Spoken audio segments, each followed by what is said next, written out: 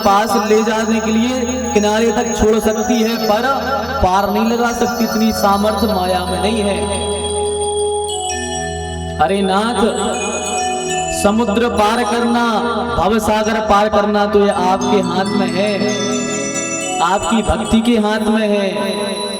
भवसागर च पार जो पावा, राम कथा त कह दृढ़ नावा।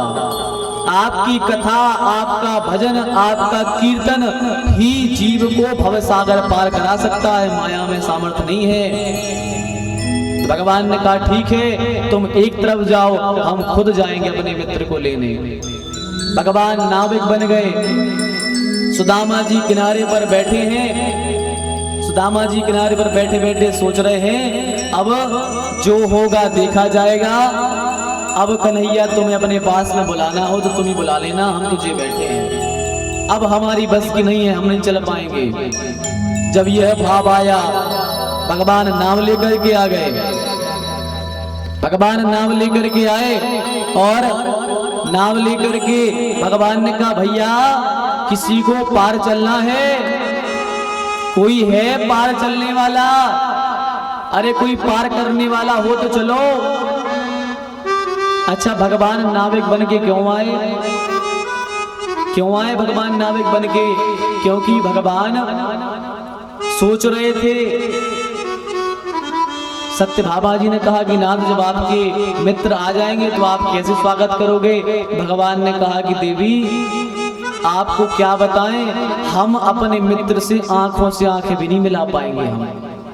हम में वो सामर्थ्य नहीं है कि हम अपने मित्र से आंखें भी मिला पाएं। सत्य भामा ने कहा, नाथ ऐसा क्यों? आप भगवान, वो भक्त, आपको शर्म है, आपको लज्जा क्यों आ रही है? आप क्यों डर रहे हो आंख मिलाने में? तो भगवान कहते हैं, देवी मैं इसलिए डर रहा हूं क्योंकि हमारे मित्र ने आज तक हमसे एक चीज भी नहीं मांगी। अहरनिश हमारी भक्ति की है और कभी कुछ नहीं मांगा, तो हम खुद संकोच करते हैं कि उसने मांगा नहीं, हमने दिया नहीं, तो हम उससे नजरें कैसे मिला पाएंगे? अरे कुछ वो मांग ले तो हम थोड़ी बहुत हमें ताकत आ जाए उससे सामने खड़े होने की।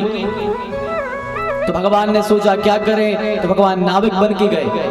और नाविक बन के गए, भगवान ने कहा चलो भैया पार लगा दें, आपको पार लगा दें। सुदामा जी ने कहा चलेंगे तो, पर मेरे पास कुछ है नहीं, देने के लिए कुछ नहीं है, मेरे पास कुछ नहीं है देने को।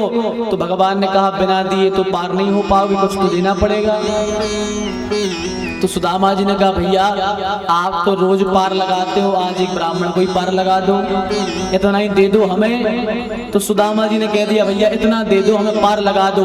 माने भगवान से सुदामा जी ने थोड़ा मांग लिया, तो भगवान में अब सामर्थ्य आ गई कि द्वारका में हम अब स्वागत कर सकते हैं सुदामा का। सुदामा जी ने इतना मांग लिया कि हमें केवल नाव से पार करा दो श्याम सुंदर की खातिर, बस इतना मांग लिया। भगवान ने नाव में बिठाला, नाव में बिठाल करके भगवान तो कौतुकी है। भगवान ने सुदामा से कहा क्यों सुदामा, कहाँ जा रहे हो, कौन हो आप? सुदामा जी ने कहा मेरा नाम सुदामा है और हम द्वारिका जा रहे हैं। बोले क्यों? भीख मांगने जा रहा है द्वारिका में। सुदामा ने कहा नहीं नहीं, ये क्या बात करते हो, भिक्षा मांगने नहीं, हमारे मित्र रहते हैं द्वारका में। बोले अच्छा तुम्हारे मित्र रहते हैं द्वारका में? तुम्हारे मित्र द्वारका में रहते हैं?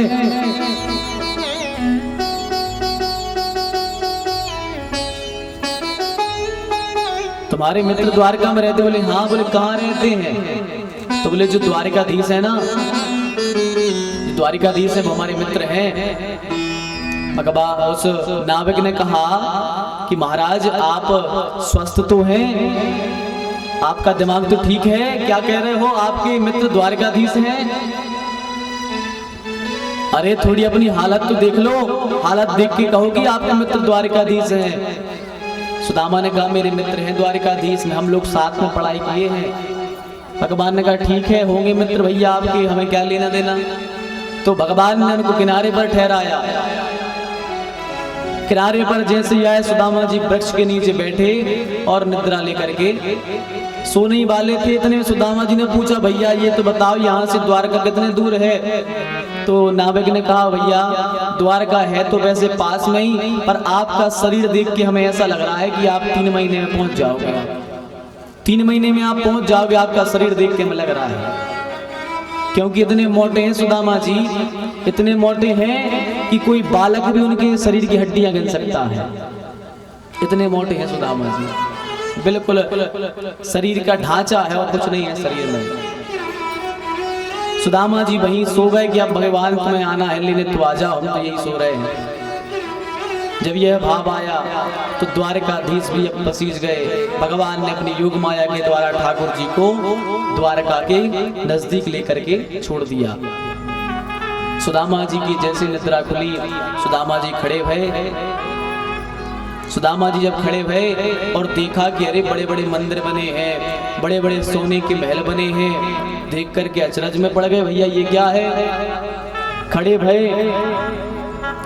भये और किसी से पूछा कि भैया ये कौन सा नगर है, ये कौन सा नगर है, हम कहाँ हैं अभी। तो द्वारपाल ने कहा भैया ये द्वारका छे।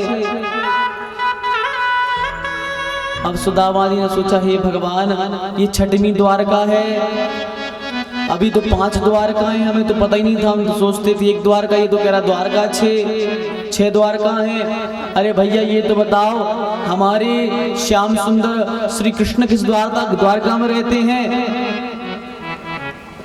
बोले अरे हमारे महाराज का ऐसा नाम लेते हो, ऐसा नाम लेते हो महाराज का।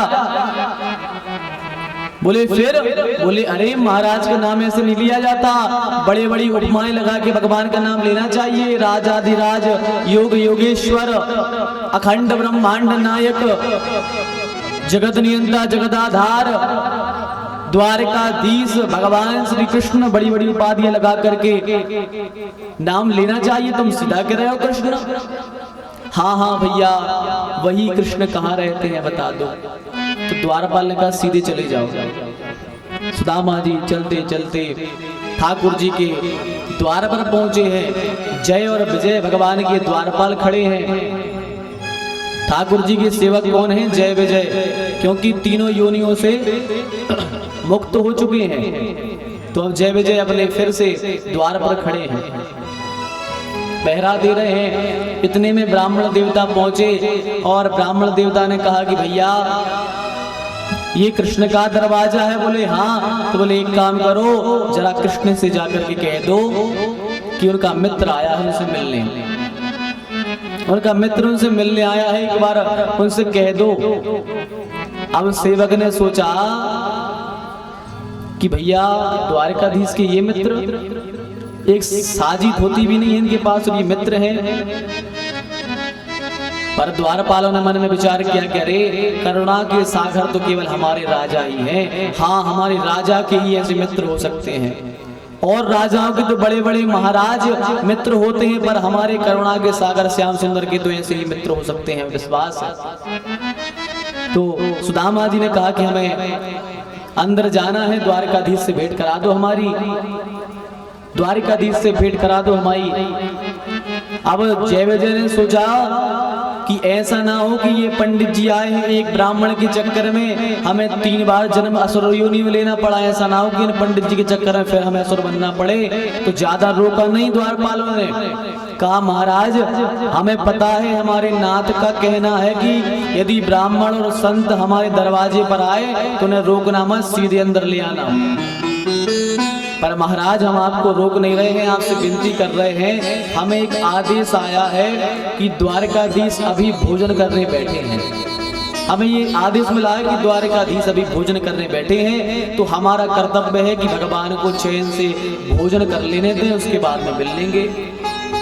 सुदामा जी ने कहा भैया एक बार देख के आ जाओ, यदि भगवान भोजन को ना बैठे हों तो कोई बात नहीं, मिल लेंगे, ना बैठ गए हो तो कोई बात नहीं। द्वारपाल ने कहा महाराज ठहरो थोड़ा सा, भगवान का सोचो, वो 24 घंटे काम करते रहते हैं। द्वारपाल ने कहा भैया एक बार बस। अरे हम कह रहे हैं हमें तो तुम दूर से दर्शन करा देना, बस दूर से दर्शन करा देना, हम दूर से दर्शन करके तृप्त हो जाएंगे और अपने लौट जाएंगे, बस ये कामना है, दर्शन करना है, हमें चाहिए कुछ नहीं भगवान से।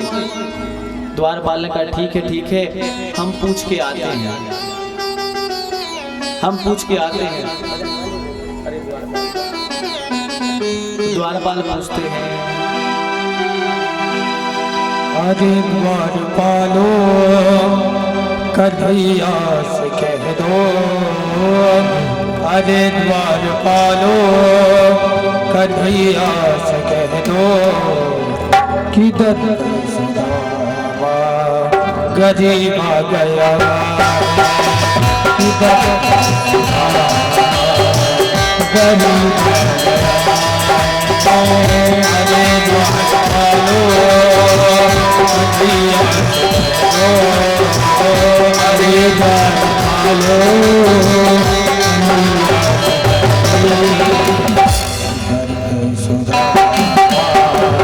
गरीब आ गया,